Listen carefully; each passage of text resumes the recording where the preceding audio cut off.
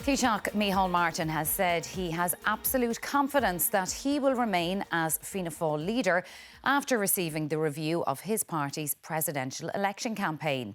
The review is established to consider the steps taken during the identification and selection process of Jim Gavin as Fianna Fáil's presidential nomination. It's expected the review will be sent to members of the parliamentary party soon in advance of a meeting at 7 p.m. to discuss its findings. Fianna Fáil's presidential campaign imploded when Jim Gavin dropped out of the contest over an issue with the former tenant. The fallout is set to come to a head this evening when the party meets to rake over the process of selecting and failing to adequately vet Jim Gavin as the Fianna Fáil candidate, with the party demanding answers. I have certain questions that I ventilated at our parliamentary party meeting 6 or 8 weeks ago. So I hope to see those issues addressed around due diligence, around who knew what when, and what steps are going to be taken in the future. Fianna Fáil MEP Billy Kelleher, who lost the vote to Jim Gavin, declined to express confidence in party leader Micheál Martin today. All I can say is that the parliamentary party should be making decisions based on the best information made available, and any withholding of information, in my view, is a grievous breach of trust. Micheál Martin faces a tarred meeting, as many in the party want to see accountability for the presidential debacle. But he restated his belief that he would stay on as Fianna Fáil leader when asked this morning. Absolutely. I mean, I received a mandate only a year ago from the people of Ireland. I mean, I led the party into the general election.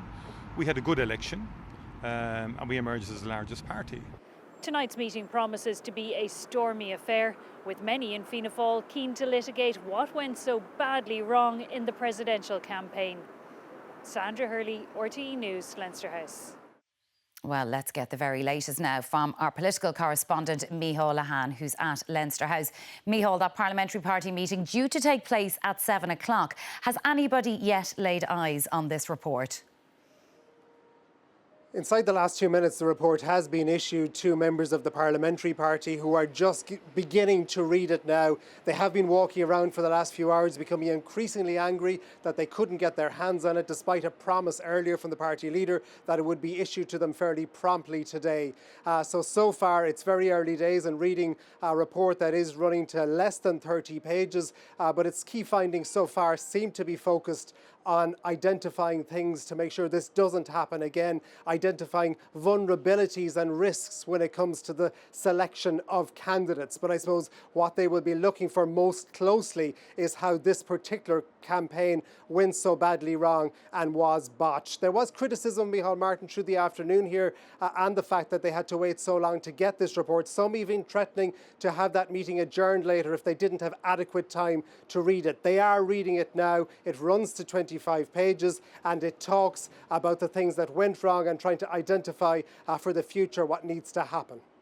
Micheál Lehane from Leinster House, thank you for that. Well, returning to our main story, that Fianna Fáil report on the party's presidential campaign, which has just been handed to members of the parliamentary party. Our political correspondent, Micheál Lehane, is back with us. Micheál, can you bring us any more details?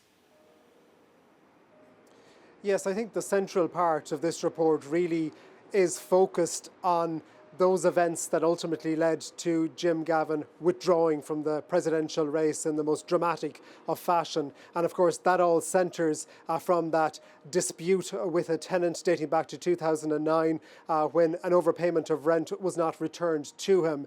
Now, Jim Gavin was asked on the 5th and the 8th of September, before he was formally declared the candidate on the 9th of that month, about any potential issues with a tenant. And this had followed calls from the Irish Independents, Fianna Sheehan, to Fianna Fáil, and he said he had no recollection of any such issues. There was also another route of correspondence that came from the Fianna Fáil TD John Lahart, who had been contacted by someone, and he forwarded information on to Minister Jack Chambers. And again, this was put to Jim Gavin, and again he said he had no such recollection. In total, it seems there were 5 occasions when he was asked about any potential difficulties with a tenant. tenant, and he didn't have any recollection. And that doesn't change until Saturday, the 4th of October, where there is a call from the tenant themselves to Fianna Fáil officials in the presence of Jim Gavin.